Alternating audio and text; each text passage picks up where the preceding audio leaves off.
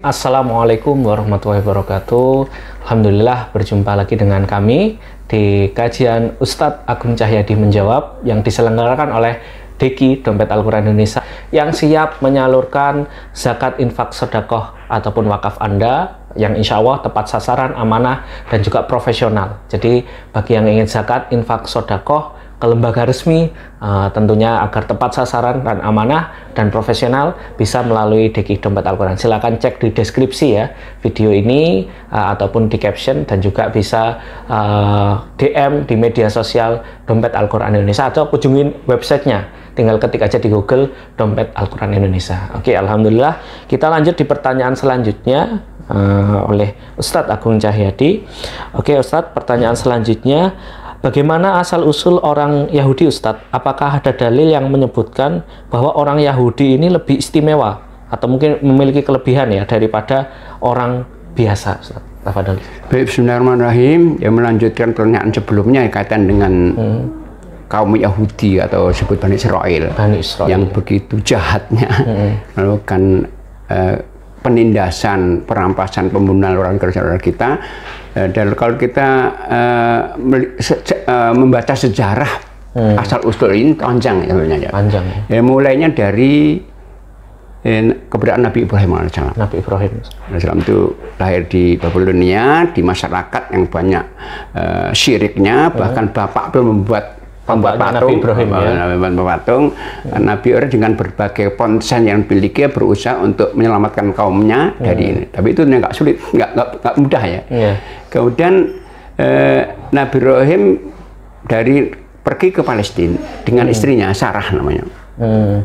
Palestina rupanya suatu saat di Palestina ada di Nablusnya ada bencana yang memaksa Nabi Ibrahim kembali ke Mesir. Pergi ke Mesir. Dan di Mesir belum nikah lagi dengan Siti Hajar. Dari dua istri ini lahir anak-anak. Dari Siti Hajar lahir Nabi Ismail alaihissalam, dari Sarah lahir Nabi Yakub dengan kembarannya, kembar. Nah, dari Nabi Yakub ini, yang ini anaknya Nabi Ibrahim, dari Sarah itu lahir 12 orang. Yang Allah ceritakan secara rinci dalam surat Yusuf surat 12 itu, yang diantaranya ada Nabi Yusuf dan Nabi Bunyamin ya. Kemudian dari keluarga Yakub ini alaihissalam, Nabi ini yang 12 ini akan muncul berkembang jadi komunitas namanya Yahudi dan Israel. Bani Israel. Ini komunitas yang dari Yakub alaihissalam. Nah, kemudian berikutnya setelah itu mereka berada di Mesir ya. Nah, suatu saat Mesir ini terjajah oleh satu pemimpin yang sangat zalim yang membantai setiap mereka yang nggak ikutnya, yaitu Fir'aun. Fir'aun ya. Ringkas cerita begitu. Nah, zamannya Nabi Musa. Ya, kemudian Allah utus Nabi Musa. Musa dan Nabi Harun untuk menyelamatkan kaumnya Bani Israel ini dari penyesatan Fir'aun dan tentaranya. Nah, kemudian singkat cerita, kemudian Nabi Musa oleh Allah disuruh dengan Bani Israel untuk ke Palestina. Dari Mesir ya, kemudian ke Palestina. Dari sinilah kemudian Bani Israel membangkang perintah nabinya. Nabi Musa ya. Tapi ada juga yang ikut. Ada sedikit, sangat sedikit. Nah, ketika mereka membangkang berarti begini, kata mereka, ya Musa, inna fiha qauman jabbarin. Jadi Palestina ada kaum yang sangat kuat dan sangat zalim.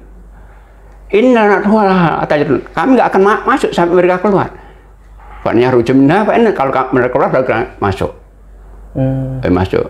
Meskipun kemudian oleh dua orang yang beriman udah berangkat aja masuk dari pintu gerbangnya, nanti Allah akan menang. Tapi mereka mengatakan, kalau ya Musa, inna lan nadkhul abadan. Kita nggak akan selamanya akan masuk. Bahkan mengatakan, fathab anta rabbuka faqatila innahum. Udah kamu berangkat saja dengan Tuhanmu. Kami di sini akan menunggu sini.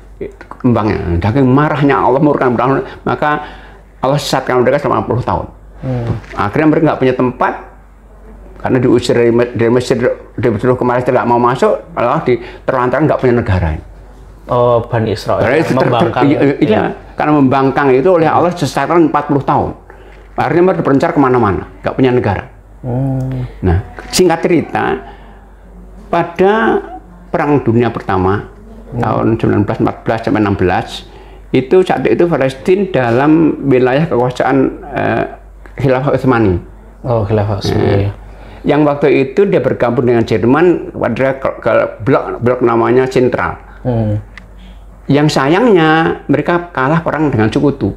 Nah, akhirnya Palestina dijajah oleh Inggris.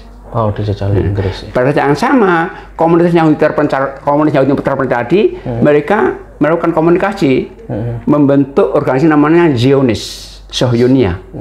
Berkonferensi, akhirnya meminta kepada Inggris agar mereka diberikan hak untuk tinggal di Palestina. Akhirnya Inggris yang memfasilitasi. Mereka berangkatnya bertambah, singkat cerita, kemudian terjadi Perang Dunia Kedua tahun 1947. Pada saat Perang Dunia akhirnya Inggris kan ditaklukkan oleh Amerika. Nah, Amerika membentuk organisasi namanya PBB. Nah, PBB itu kemudian membagi Palestina itu menjadi dua bagian. 55% untuk Bani Israel, yang 40% untuk orang Arab. Atau jadi, orang Palestina asli. Iya. Jadi penduduk asli yang dikasih 45%, penduduk yang diberi 50%. Dengan berkembangnya semakin akan jahat kepada orang Palestina. Jahat. Nah, akhirnya pada tahun 1448 mereka bikin negara. Bulan Mei 48 mereka bikin negara Israel di situ. Nah, itu bukan saja wilayah 54, akhirnya mereka mendesak sampai sekarang. Itu begitu jahatnya, itu asal usulnya kurang lebih begitu. Jadi mereka itu ke Palestina atas realitas Inggris, Amerika dan PBB sekaligus. Oh, yang mensupport. Iya, pertama kali Inggris, kemudian di Amerika, PBB bahkan dibagi menjadi dua bagian, bahkan mereka banyak. Tapi kejahatan mereka ya karena memang Allah murkai, dan kejahatan mereka sudah luar biasa terhadap penduduk asli. Ini ada begitu sampai sekarang ini. Oh iya. Kalau secara kecerdasan kan katanya jadi begini, ini Allah mengatakan dalam surah Al-Baqarah ayat 47 ya. Kata Allah, ya Bani Israel, udhkuru ni'mati allati an'amtu 'alaikum wa anni faddaltukum 'alal 'alamin. Ya, ingatlah nikmatku yang aku lebihkan ke atas semua alam. Tapi ini kesalahan penafsiran yang ditangkap oleh banyak orang, termasuk orang Israel. Maksudnya kelebihan mereka atas alam itu bukan masalah kecerdasan yang sebenarnya meyakini. Karena orang Israel sampai sekarang yakin ya bahwa IQ mereka di atas rata-rata dan bahkan bangsa yang lain itu diawaskan untuk kepentingan mereka.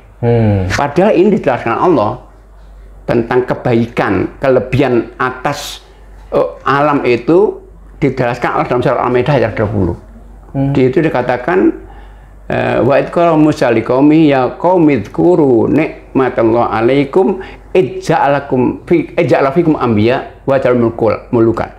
Ya kaumku Bani Israel, ingatlah karena Allah kepada kalian, yaitu ketika Allah menjadikan dari kalian kan para nabi dan menjadikan kalian itu ada orang-orang merdeka dan memberikan nikmat kepada kalian, nikmat yang tidak diberikan kepada alam kalian.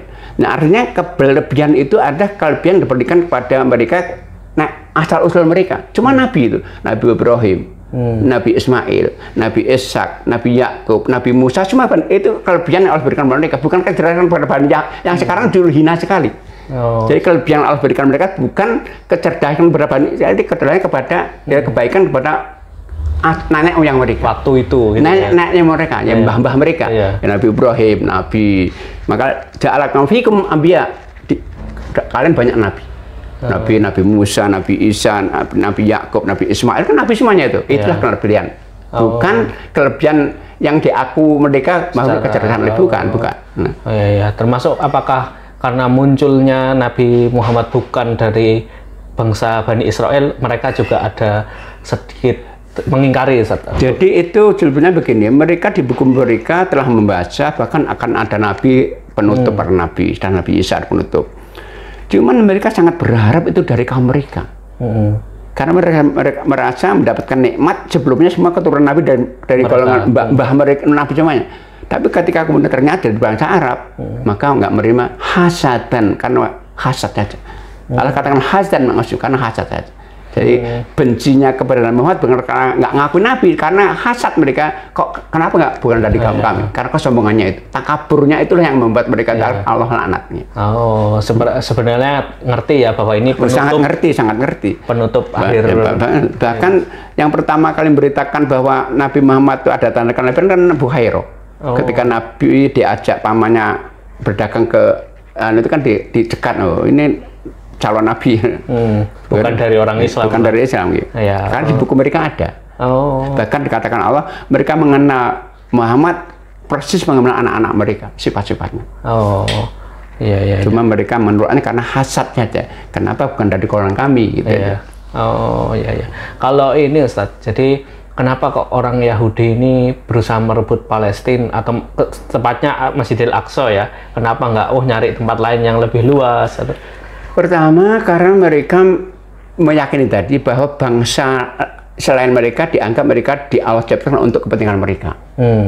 Yang kedua, mereka meyakini bahwa di bawah di Masjid Al-Aqsa itu di bawahnya ada Haikal Sulaiman. Ya, yang dianggap mereka itu maka akan dihancurkan, mereka digali semuanya itu pengakuan mereka. Sehingga mereka nggak punya negara memang. Mumpung ada fasilitas yang diberikan oleh Inggris, Amerika, PBB, akhirnya mereka memanfaatkan itu. Dan karena didukung oleh kesombongan mereka, keyakinan mereka bahwa mereka itu bangsa tertinggi, terhormat, paling terhormat. Jadi mindsetnya seperti begitu, itu ya? Dia menganggap yang lainnya buruk semuanya. Maka mereka itu berzina dengan non mereka nggak apa-apa, menarik riba dari non mereka, tapi kalau mereka nggak mau. Karena menganggap mereka bangsa terhormat sekali, yang lainnya bangsa semuanya. Maka dikatakan terakhir Biden mengatakan ini Hamas setan kan begitu. Iya.